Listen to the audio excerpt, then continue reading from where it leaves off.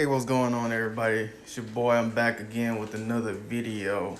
So, one of the teams that I am anticipating doing very well out west are the Portland Trailblazers.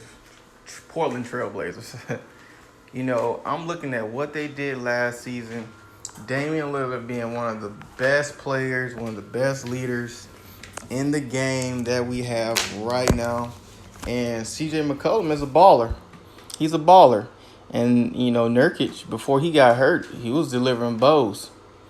I mean, he was a very, very good player.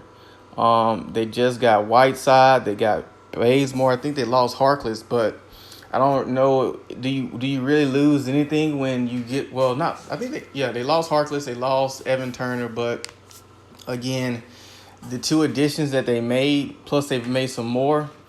I think that makes their team a lot more well-rounded. Of course, they lost Steph Curry, which is knockdown shooter, almost a guaranteed three. But Bazemore has been known to create a shot. Whiteside gives you something down low, versatility, defense, rebounding, somebody in the pick and roll, some more added depth as well. And plus, if you want, you can trade them for another piece. So I kind of been running simulations with these guys, and I had them go against the Houston Rockets. I got one of the 2K roster files that pretty much have the updated teams for 2K20 and ratings. And so I had them simulate and play the Houston Rockets, and the first quarter was fairly close, first half fairly close, and then Portland, that depth. That's the thing you'll notice, like especially on 2K, it's like that depth starts to really kick in, especially after like the second half. Teams that are really deep, they just keep chipping away. When those best players are out, those 3-4 minutes at a time to get their break, and that bench is just overwhelming them. 5 points here, 5 points there. Over the course of 4 quarters, it starts to add up, and next thing you know, you're down 10, you're down 12, you're down 11, things of that nature. And so I'm really looking forward to seeing what Portland's going to do. I feel as if this is going to be one of Damian Lillard's best years as a passer. Him and CJ McCollum. Because I believe that they'll be able to create more, and they'll have more space to create, and then they'll have more well-rounded and developed players that can finish at the rim and can also knock down a shot. Evan Turner,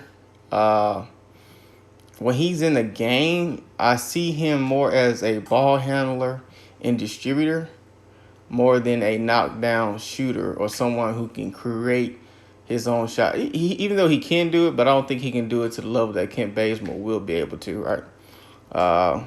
Whiteside has potential to do really well. I've seen flashes. I think he had a triple-double with like blocks, rebounds, and points. So he has potential. The only thing about Whiteside is Whiteside got paid and then forgot what effort was. He was really dominant in Miami when he was really hungry.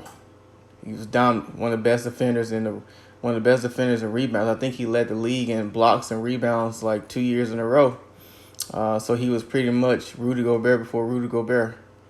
I still think Whiteside has potential to be better than Rudy Gobert because I think he has a better offensive game. He's bigger too. But yeah, that's what I kind of think from the Portland Trailblazers. I'm curious to know what's going to happen with CJ McCollum. I love his game, man, though. That dude can he gets, I'm a big Kobe Bryant fan. And Brandon Roy as well. CJ actually reminds me of Brandon Roy a little bit. And I love it when players can pretty much score anywhere. Now, when I say he can score anywhere on the court, I'm not saying he's the best scorer or best scorer in the league. What I'm saying is he can score in a variation of different ways. He can score in the mid-range. He can kind of post up a little bit. He can shoot really well. I mean, he's probably high 30s from the three. Free throws probably in the mid to high 80s. Uh, and he can obviously knock down the mid range because those are really easier shots. He comes off that pick and roll. That center is backing up, thinking he's gonna try to get to the basket, and that's when CJ pulls up. For a freaking 15-footer. I love that game, man. I just love it when players can dictate where they are and where they can score. The only thing that probably hurts CJ is the fact that he's 6'4". I think that's the only thing that really stops him from maybe taking the mantle a little bit. And plus, he's playing with a ball dominant guy, a guy named Damian Lillard, who is just nasty, who is definitely the best player on that team, bar none. No disrespect to CJ, but that's Dame's team. But CJ's gonna be nasty. He's definitely gonna be nasty. I see both of those guys averaging over 25 and 5. I guess I can see that happening.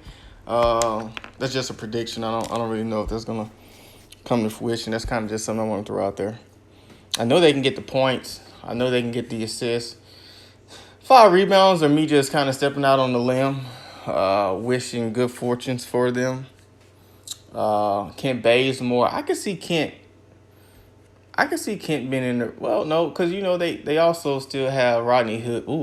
I forgot about Rodney Hood. Rodney Hood, because this team, you will be able to actually have a second unit of. I don't know if they're gonna start Rodney Hood or not. Probably not, because I think Rodney Hood is a shooting guard. But you'll be able to run a second unit where you can take all of your starters out for the most part and still be effective enough to score and maybe not give up a lead but not lose one. Because Kent Bazemore and Rodney Hood, with the pairing of Hassan Whiteside once Nurkic comes back, or however that works, those guys can score. Those guys can score.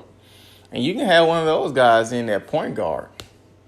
And the other at shooting guard, obviously you have to have a 3, but you more than likely will have a starter or 2 in there. Just by I don't know if they're going to go freaking 12 deep during the season. Well, that's going to be a really good team. Really good team. They're going to be in every game they play. It's going to be tough out in the West, so depth is going to really be something that teams need, because you literally have 1 through probably 10, and everyone is going to have to compete day in and day out. Clippers, Lakers, Portland, Jazz, Nuggets, Golden State is still around. Hello, people. San Antonio's getting healthy. The Kings, they've been making improvements and strides. And then New Orleans Pelicans, they pretty much took every player that was on the Lakers last season, plugged them with Drew Holiday, Zion. They're not going to be anything to be slept on. They're going to be a good team. And so I'm excited to see what we're going to see. I'm excited for what Portland's going to offer this season. I really am. I truly believe this is going to be one of the best seasons. I think Damian Lillard is going to have one of his most efficient, effective, and productive years. I think you're going to see a lot of growth from him. I think we consider him an all-star player, after him getting snubbed for a few years. We think he's one of the best players, but I think this may be the year where you start to look at Damian Lillard as maybe the second best point guard in the league. Obviously, I believe Steph Curry is the second best point guard. I don't consider James Harden a point guard.